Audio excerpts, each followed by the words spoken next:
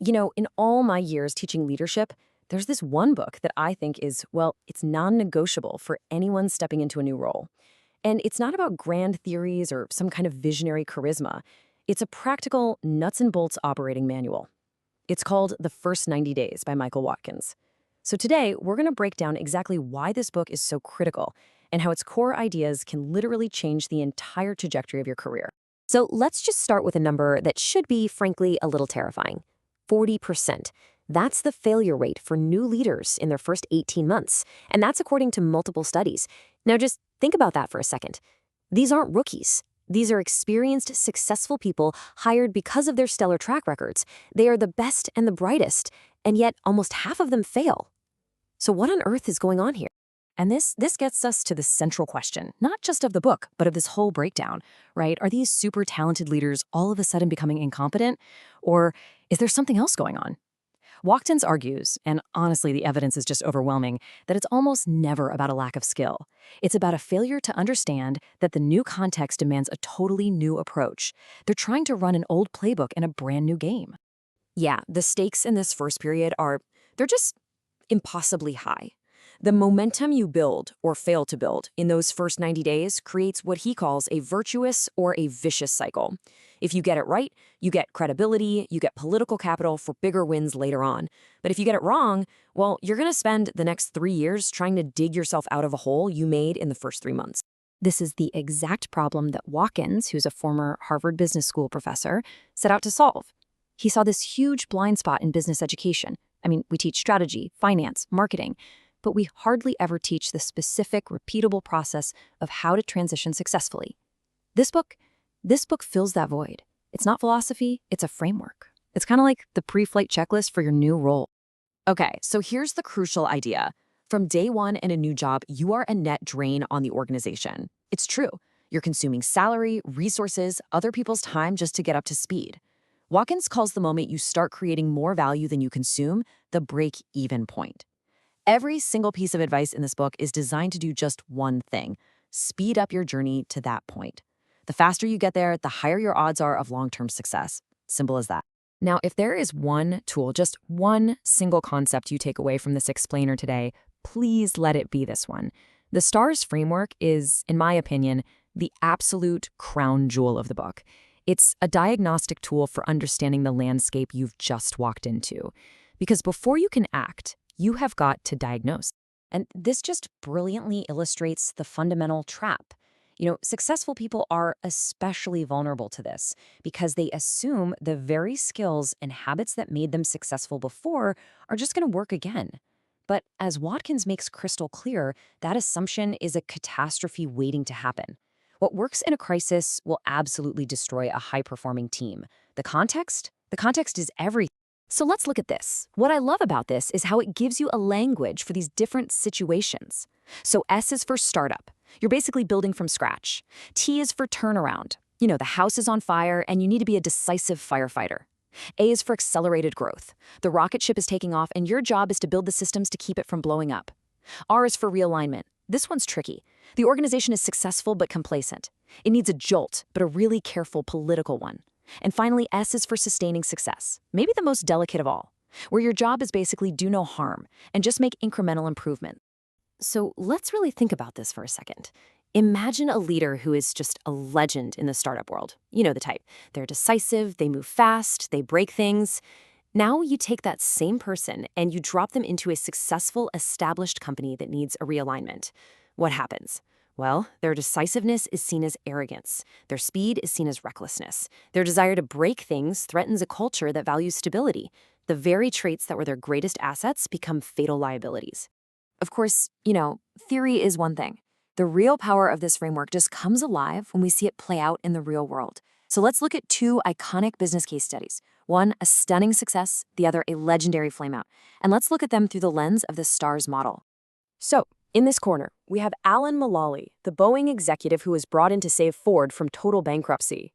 And in the other corner, we've got Ron Johnson, the retail genius who created the Apple Store, hired to reinvent JCPenney.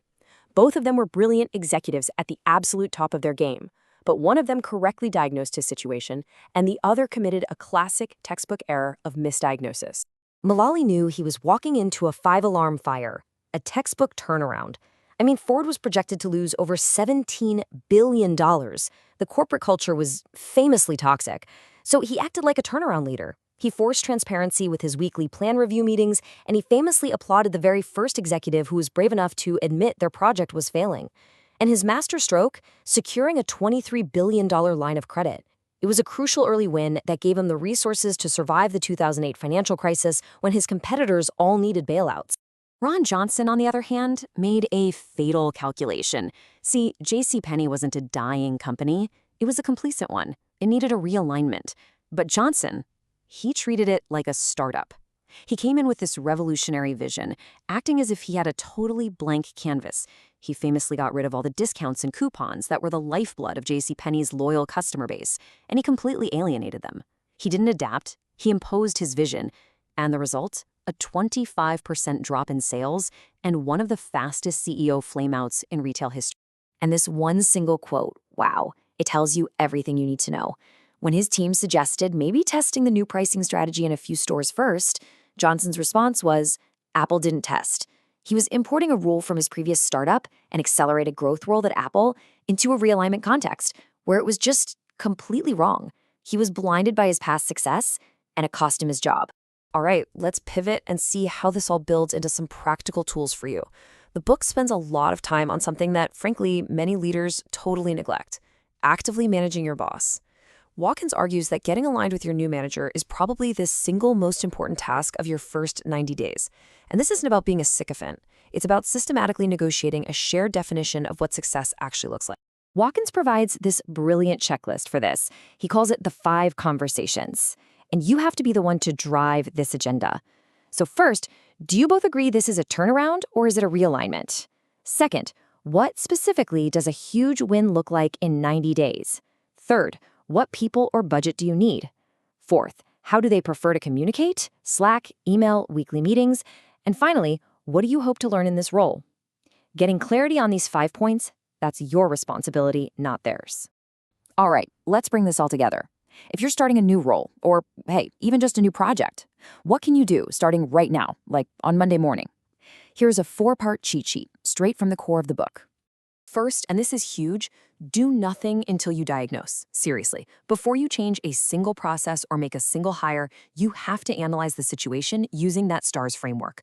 A leader who comes into a sustaining success situation and immediately starts making all these drastic changes is just broadcasting that they don't understand the context. Your first job is to be a doctor.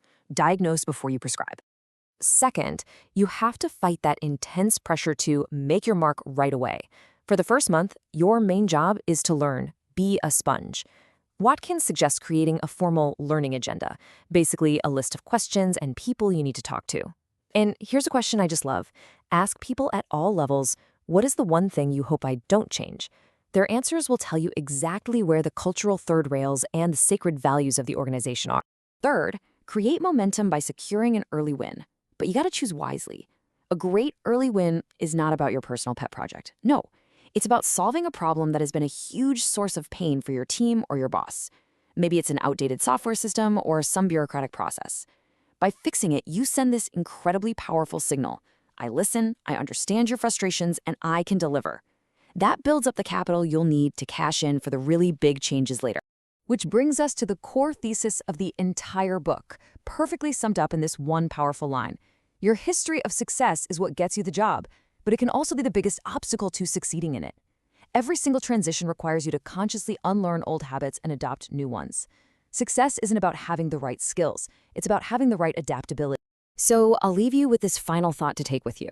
The next time you see a leader fail, maybe in your own company or in the news, I want you to just pause and analyze it through that STARS framework. Was it really a case of a bad leader? Or was it a good leader who was trapped in the wrong context, applying a playbook that was brilliant for their last job, but absolutely disastrous for their new one? You know, that single shift in perspective, it changes how you evaluate leadership entirely. It moves from just judging the person to analyzing the fit between the person and the situation. I would love to hear your take. Think of an example from your own experience and share it down in the comments. Let's see if we can diagnose it together. Thanks for joining me for this breakdown.